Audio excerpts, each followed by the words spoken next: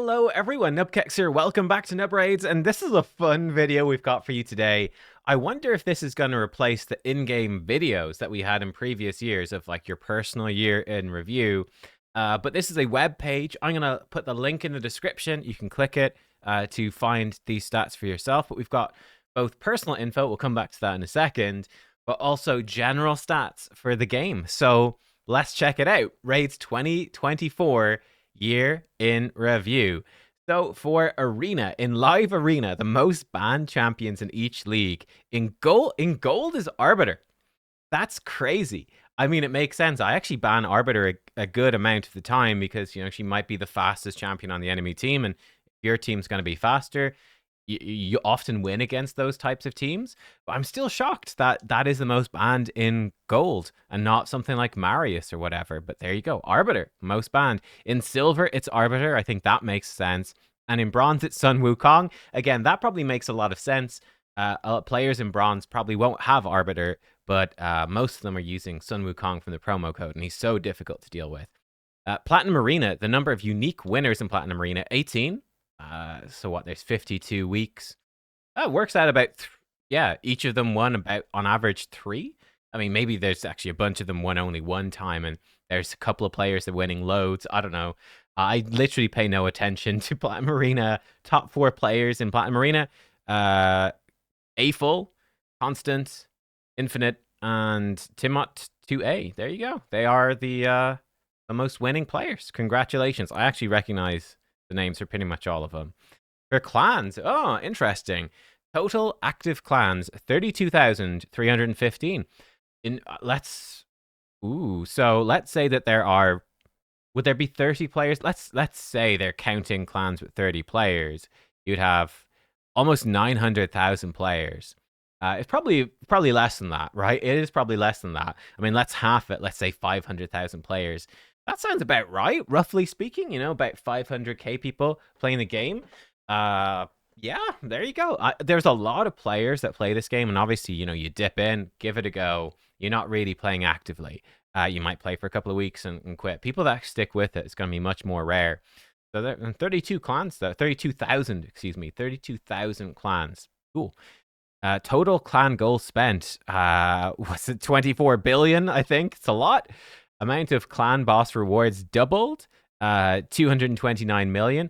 Oh, that is crazy. Actually, again, going back to this idea of like the really hardcore players that are playing for a long time, only 72% of people are getting double chests from Demon Lord. There's a lot of players playing this game, and their clan isn't killing a given difficulty. Like, think about so many new players progressing through clan boss, Demon Lord, and not it's mad to think. You know, you kind of forget when you've got such an end game perspective that there's a really dedicated long-term player base, but there's so many new players as well.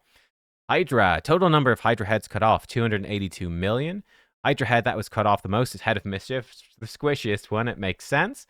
Ooh, Chimera. This is only for 2024. So I wonder if this will change in 2025. Probably not with Lydia. Let's be real.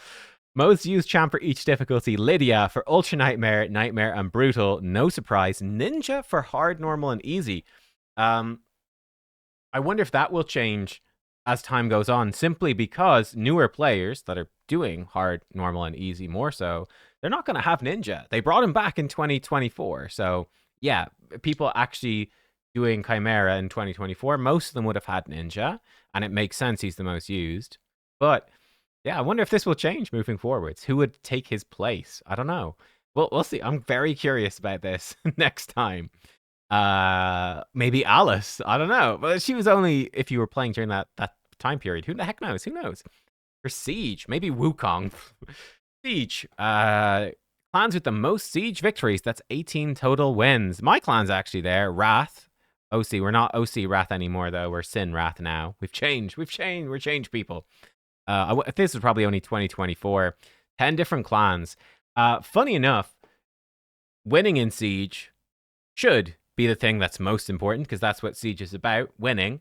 But it's not. It's not. To actually, you know, winning the most sieges is not about being the best clan. It's about being the most organized and manipulating the matchmaking as much as possible. It's a big problem. It was funny. There was actually a Reddit thread a while ago calling out. I think it was calling out me and Boozor for being absolutely terrible people because our clan, we're in the same clan, Wrath, is like winning Siege by, again, effectively manipulating matchmaking. Lots of clans doing it. The thing is, the funny thing about it is, we have already given feedback on this for months. We've been giving feedback that this sucks, and we already, at the same time that there is this post calling us out for being terrible and that Siege sucks, it's like they'd already announced that there is a big update to Siege coming, which is going to be changing the matchmaking, adding more tiers. A big part of that probably because of the feedback that we've been giving since the start of Siege, basically, about the problems that need to be fixed. So I don't know. Maybe I'm a terrible person. I personally don't think so. I personally think that I've been trying for months to get Siege improved and that hopefully played a small role in that actually happening. So yeah, we'll see. I'm being optimistic and pessimistic at the same time about Siege. We just have to see. We just have to see. But there we go.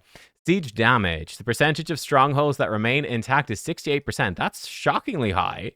I guess people are just repairing their stronghold all the time because there's no way that many strongholds are actually still intact. Yeah, there must be just people repairing them.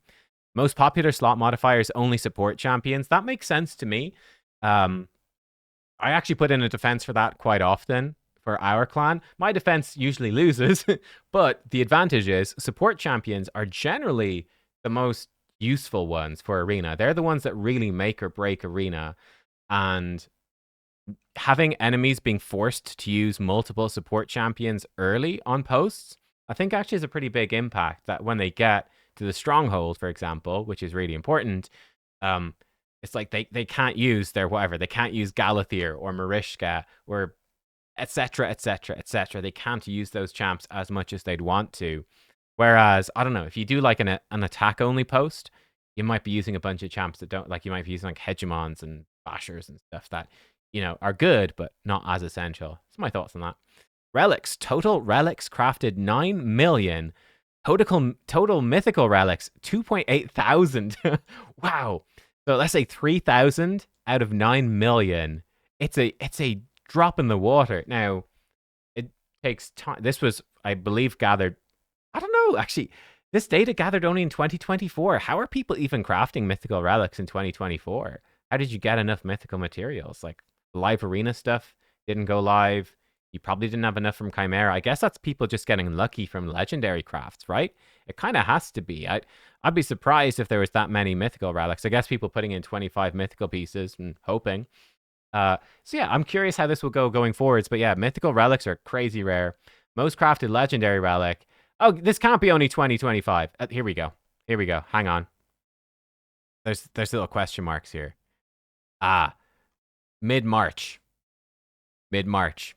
Okay, guys, I got baited by the 2024 year in review. Yeah, okay, sorry, I'm checking this stuff. So the Chimera stuff was up until mid-March. Siege is up until mid-March. The relics are up until mid-March as well. That makes sense, because I was like, the Cascades is definitely 2025. There's no way. Okay, so by mid-March, there you go. Cascades being the most crafted again, that makes the most sense, because the impact of the Alice event, right? It's kind of insane just how many legendary relics you could get from that. It was super expensive, but it was a huge source of relics. Part of it as well is that there was only the one legendary event relic, whereas, you know, non-event relics, there's multiple different things that you could get, so it's going to be more spread out. But still, I mean, for my account, we jump into my account really fast. Like, if I look at my relics, I was very lucky, but I've got 3 standards. By the time this video goes live, I should have another wand from the login reward calendar, so I'd have 4. I've got 3 Chimera ones. I've got 5 Cascades. I've got 1 clan, 1 live arena.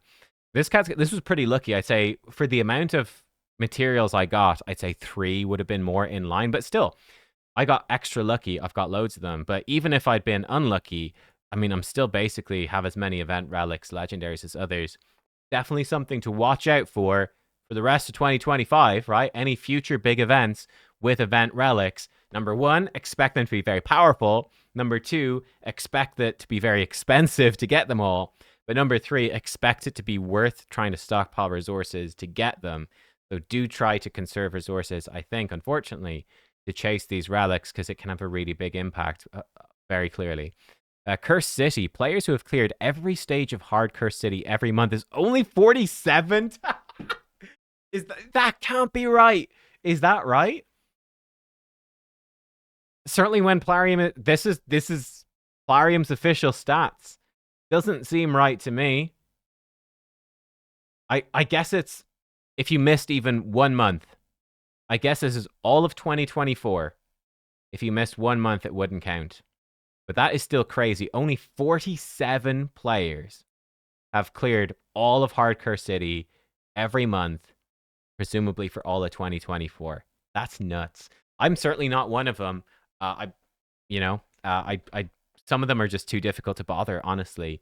I could clear a bit more of Cursed City, but it requires hours of manual play, and it's not arsed. Not arsed. I do expect this number to go up for 2025 because, again, now we've got Relics. Now we've got, people will be doing more live arena and building up their Cursed City in the Great Hall area bonuses. So I think that number will go up, and just more powerful champions. A big part of the Cursed City problem as well is that it's clearly designed for Mythicals to have a big impact, yeah? Because, again, Mythicals can go into so many more stages than a normal champion. It's clearly designed for that, but the damn game mode's been out for years. But most people still pull like 1 mythical, if any. Like, you just can't get mythicals. So it's like game mode designed for mythicals, but it's so hard to get mythicals that it's just really damn hard.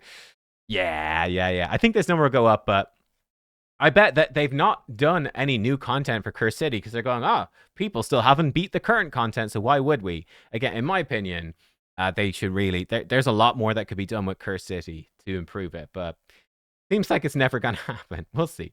Champion fusions. Mikage fusions, 102,000. Mod collected, 14,000. That's pretty high, actually. And most fused champion is Thor. I mean, to put it in context, you guys know, for me, I'm like a probably low to mid spender. But like in terms of mod fragments, I've got 31 out of 100. I've been playing this game for about 4 years.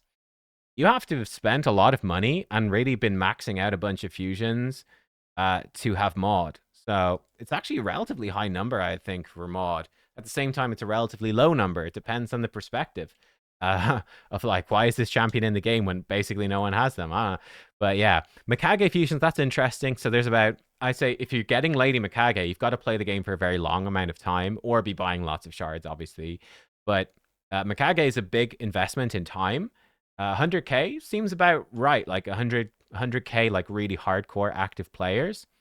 That sort of checks out. Yeah, that sort of checks out. And most fused champion, Thor. Again, I think that makes sense. It's freaking Thor. Super badass. Really strong champion as well. A little bit surprised Armand's wasn't number 1. But it's not a big surprise that Thor is number 1. Okay. Let's check out my personal statistics. Unfortunately, this is not as sexy in terms of the presentation. It's a bit more bland. But I'm going to do a giveaway for this. Because let's jump over to this first. Artifacts. I thought this was hilarious. I've obtained 13,000 artifacts, but I've sold 45,000. How does that work? What? I'm guessing that multi-battle auto sell counts for sold, but doesn't count for obtained. That's my only explanation, but there is a giveaway going to be part of this. Let me see. So for the giveaway, what I want you guys to do is comment. You must include your UM number, which is this thing here. Include your UM number. You need it to access this, actually. Post your UM number and tell me how many artifacts you've obtained and how many you've sold. And let's try solve this mystery together. I'll pick 5 winners at random, and you will get 300 gems, a 6-star accuracy glyph, 3 energy refills, and 50 brews. There you go, of random rarities. Yeah, simple enough, bit of fun. Yeah, let me know in the comments. I'm curious. But let's check this out. For Arena wins, I had 8,000 in Classic Arena. I think I grind a lot of Classic Arena. It's just something I do a bit mindlessly. I don't know why I bother, honestly. Tag Arena, 4,700. It's a huge part of CVC points. That's probably the main thing. I try to avoid tag other than that. Live Arena 639. I suspect my numbers are going to be much higher for 2025 than 2024. I really did a minimal amount in 2024 just to try get, Quintus and whatever, get the milestone rewards, and then I kind of didn't bother much. They have, to be fair, added a lot of rewards to Live Arena with the seasons and with the daily rewards. That has made me play a lot more Live Arena. I still think they need to do more for the time investment that Live Arena represents and the frustration that it can represent. But they have improved it a lot, Would love to see more, but hats off, they've improved it a lot. So I think my number for Live Arena will be a lot higher. Clan Boss, total damage to the Demon Lord, 275 billion. Funny enough, I don't do as much damage to Demon Lord as I could because I've got a rare champion in there for the daily quest. And I just haven't really bothered with my Demon Lord team. For Hydra, 88 billion. For Chimera, 5.9 billion. Okay, cool. For dungeon clears, I did 1,800 Dragon, 2,000 Ice Golem, 1,700 Fire Knight, 4,400 Spider, 4,000 Sand Devil, and 1,355 Phantom Shogun. I think Shogun will be higher this year as well now that they've got the Gear Ascension tournaments, because Shogun's really good for that. Sand Devil is obviously probably the most important dungeon for endgame and their Sand Devil tournaments. Spider is like, dump some energy in there for some silver. And it's fast to dump energy because it's really fast. Same thing with Sand Devil. They're both very fast dungeons to farm. And yeah, then the others is just pretty much for fusions. I really don't care much about the regular dungeons. Yeah, sorry, regular dungeons, you're kind of shitty. Spider gets a pass for being fast and silver. And then other legendary champions, 53. Got 53 legendaries last year. When you work it out, on average, is one per week. One new legendary per week on average of playing the game. Kind of interesting. And then 5,477 gems from the gem mine. So about 100 gems per week as well, 52 weeks in the year. And there you go. Those are my personalized stats for 2024. Let me know. How do your stats compare? Is there anything weird here? I'd say the only weird stuff, I think that's going to be fairly standard, fairly comparable to other people. I'd suspect my classic arena might be a bit high. But I think other than that, any of you guys that are like endgame players will probably be fairly similar, I would think. But maybe I'm wrong. Let me know. Let me know. And there you go, guys. They are the stats. Yeah, that's the stats. Pretty cool. I love this stuff. I think it's really interesting. It's really fun to see this stuff broken down. And we'll see. We'll see how things go in the future, guys. Thanks for watching. Again, you can find the link to this page in the description. Yeah, thanks to Plarium for doing it and for doing the giveaway. And yeah, I will see you guys in a bit. See you next time. Goodbye.